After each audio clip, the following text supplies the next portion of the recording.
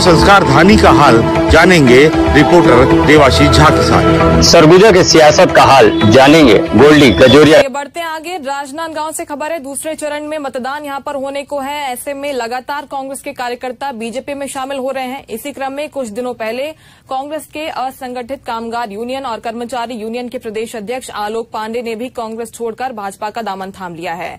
इस दौरान आलोक पांडे ने कांग्रेस की कार्यशैली और कांग्रेस की सनातन धर्म विरोधी नीति को जमकर कोसा और कहा कि कांग्रेस सनातन और राम भगवान के विरोधी है। इसके साथ ही कांग्रेस के बड़े नेताओं की उन्होंने कमियां गिनाई।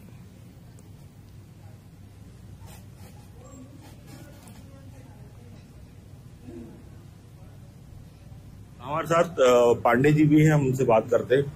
वेलकम, स्वागत है। बताइए, आप लोग इस पार्टी में भाजपा में आए हैं, उसका सबसे बड़ा कारण क्या तकलीफ महसूस हो रही थी यहाँ काम करने में? हम लोगों ने लगातार 15 साल जब विपक्ष में रहा, तो विपक्ष के समय हम लोगों ने अपने पैसे लगाकर अपनी क्षमता अपने लोगों के साथ संघर्ष किया। जेलों में हमने समय काटा और संघर्ष के पश्चात जब भूपेश बघेल जी अध्यक्ष बने तो उनके साथ हमने पद यात्रा की। सारे आंदोलनों में उन्होंने हमारा उपयोग किया। आपने राजधानी यहाँ भी संस्कारधानी में भी देखा होगा, हमने यहाँ भी किया था, राजनांदगांव में भी आंदोलन किया था। 20 से 25 हजार लोग, स्वयं भूपेश बघेल जी आए हमारे साथ बैठे। पर जब हमने अपनी अधिकार की बात की, हमने अपने लोगों के लिए, अपने कांग्रेस के कार्यकर्ताओं के लिए बात की, तब उन लोगों को छोड़ करके ये उद्योगपतियों से जो भ्रष्टाचारी थे उन लोगों को अपना सिंडिकेट बनाया। जैसे आप लोगों ने सुना ही होगा जिनके ऊपर आरोप दर्ज हुए हैं, उसी तरीके से पूरे छत्तीसगढ़ में इन्होंने अपना सिंडिकेट बनाया। जो लोग काबिल थे उन लोगों को पद नहीं दिया और पीड़ित ही करते रहे, उन लोगों को अपमानित किया गया। यहाँ तक कि मुख्यमंत्री निवास में उनको घुसने तक भी नहीं दिया जाता था। और हम लोगों ने काफी इसके लिए संघर्ष किया। आम जन की भावनाओं की अपेक्षा में खरा न उतरना और कार्यकर्ताओं के साथ जो किया गया दुर्व्यवहार, जिन कार्यकर्ताओं ने इन्हें गढ़ा था, बुना था, बनाया था, उसका इन्होंने पूरी तरह से तिरस्कार किया, अपमान किया, जिसका फल परिणाम आपके सामने है। कार्यकर्ताओं के आशीर्वाद से बने थे, उन्हीं कार्यकर्ताओं के श्राप से ये कहीं की नहीं रहे और आगे भी कहीं की नहीं रहेंगे। अब कांग्रेस का भविष्य क्या होगा अगर ऐसे ही जो स्थिति है, लोग छोड़ रहे हैं लगातार? आज कोरबा में तरफ, जांजगीर तरफ भी उनके क्या बोलते हैं, चरणदास महंत जी का मेन आदमी पूर्व विधायक थे, उन्होंने भाजपा प्रवेश कर लिया। तो अब जिसमें नैतिकता होगी, सहृदयता होगी, सनातन के प्रति आस्था होगी, जो हिंदुत्व को मानता होगा, देश के संस्कार को मानता होगा, वो कांग्रेस में रह ही नहीं सकता। सब छोड़ के जाएंगे। कांग्रेस बहुसंख्यकों की विरोधी और अल्पसंख्यकों की तुष्टीकरण में उतर आई है। माननीय खड़गे जी के पुत्र ने जो प्रियंक ने कहा था, उसका भी स्टेटमेंट आपने सुना होगा। लगातार ये लोग जहां भी जाते हैं हिंदुओं का विरोध ही करते हैं। और मैं तो पूरे छत्तीसगढ़ के नहीं, पूरे देश के हमारे साथियों से, क्योंकि मैं मजदूरों का, कर्मचारियों का प्रतिनिधित्व करता हूं, उनके लिए संघर्ष करता हूं। प्रधानमंत्री जी ने राम मंदिर बनाकर हमारे हिंदू धर्म की आस्था का प्रतीक स्थापित किया है। ये एक बहुत बड़ा उपकार है। और आज सारे देश के लोगों को, राजनांदगांव के लोगों को प्रधानमंत्री नरेंद्र मोदी, संतोष पांडे जी को कमल फूल पर वोट देकर इस उपकार को उतारना चाहिए और नरेंद्र मोदी जी को आशीर्वाद देना चाहिए। पूरी जनता को फिर से प्रधानमंत्री बनाने के लिए संतोष पांडे जी को सांसद बनाना चाहिए। ये भी हम बात कर रहे थे, दो ऊर्जावान नेता हैं जो छत्तीसगढ़ से हैं और अभी भाजपा प्रवेश किए हैं। इनका भविष्य क्या होगा ये तो भविष्य तय करेगा। चंद्रशेखर शुक्ला जी और पांडे जी को पहले तो बात करने के लिए धन्यवाद। एशियन न्यूज से देवाशीष, राजनांदगांव। और फिलहाल वक्त एक छोटे से ब्रेक का, बने रहेगा आप, जल्द लौटेंगे।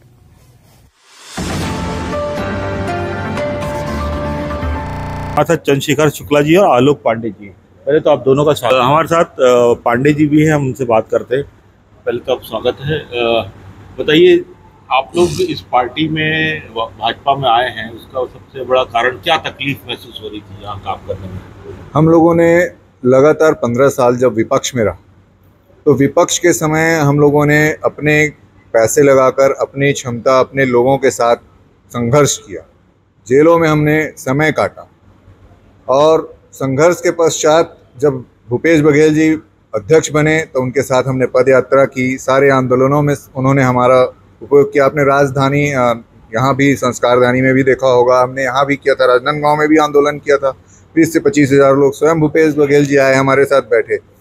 पर जब हमने अपनी अधिकार की बात की, हमने अपने लोगों के लिए, अपने कांग्रेस के कार्यकर्ताओं के लिए बात की, तब उन लोगों को छोड़ करके ये उद्योगपतियों से, जो भ्रष्टाचारी थे, उन लोगों को अपना सिंडिकेट बनाया। जैसे आप लोगों ने सुना ही होगा, जिनके ऊपर आरोप दर्ज हुए हैं, उसी तरीके से पूरे छत्तीसगढ़ में इन्होंने अपना सिंडिकेट बनाया। जो लोग काबिल थे उन लोगों को पद नहीं दिया और पीड़ित ही करते रहे, उन लोगों को अपमानित किया गया। यहाँ तक कि मुख्यमंत्री निवास में उनको घुसने तक भी नहीं दिया जाता था।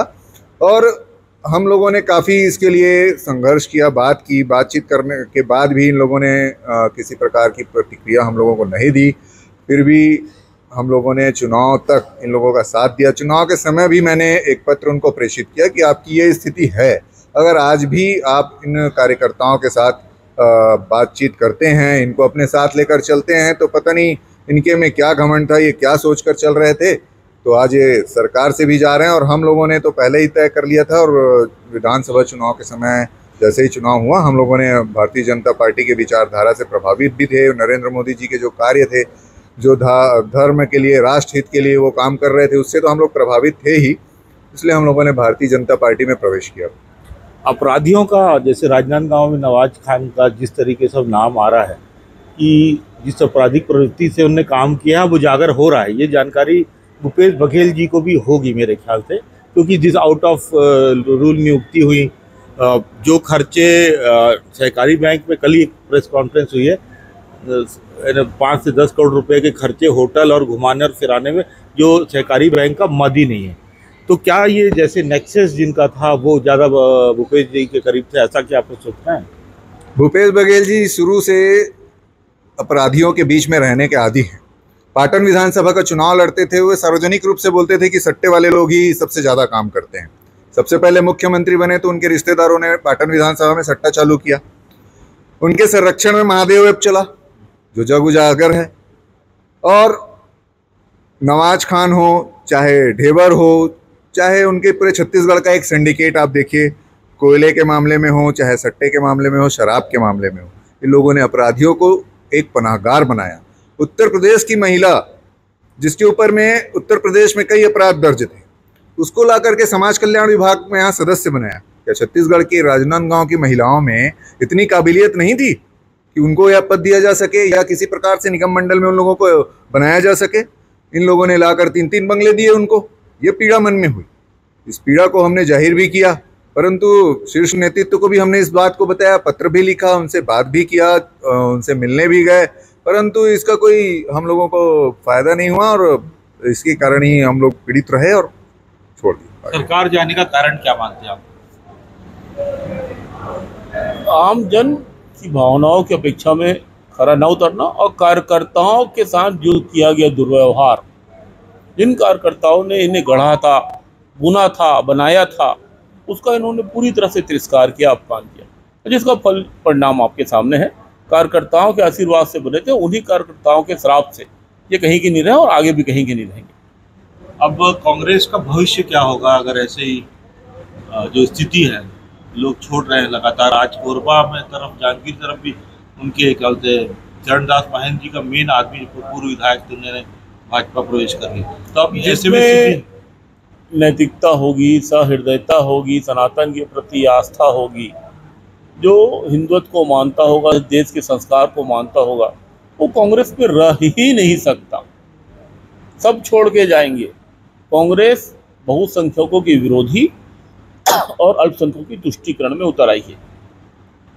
एक सवाल और है, जैसे गौरव वल्लभ ने प्रवेश किया, वो है ऊपर तरफ कांग्रेस की, क्या सच्चाई लगती है?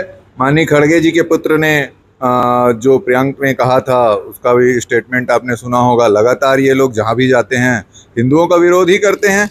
और मैं तो पूरे छत्तीसगढ़ के नहीं, पूरे देश के हमारे साथियों से, क्योंकि मैं मजदूरों का, कर्मचारियों का प्रतिनिधित्व करता हूँ, उनके लिए संघर्ष करता हूँ। प्रधानमंत्री जी ने राम मंदिर बनाकर हमारे हिंदू धर्म की आस्था का प्रतीक स्थापित किया है।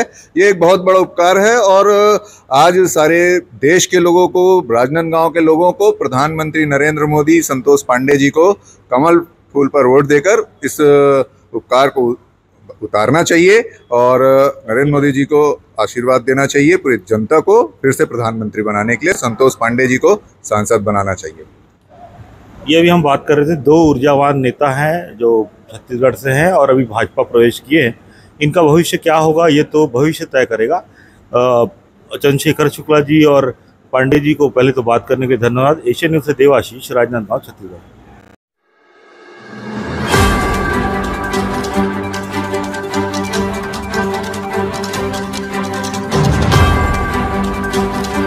राजनांदगांव संस्कार धानी का हाल जानेंगे रिपोर्टर देवाशीष झा के साथ। सरगुजा के सियासत का हाल जानेंगे गोल्डी कजोरी।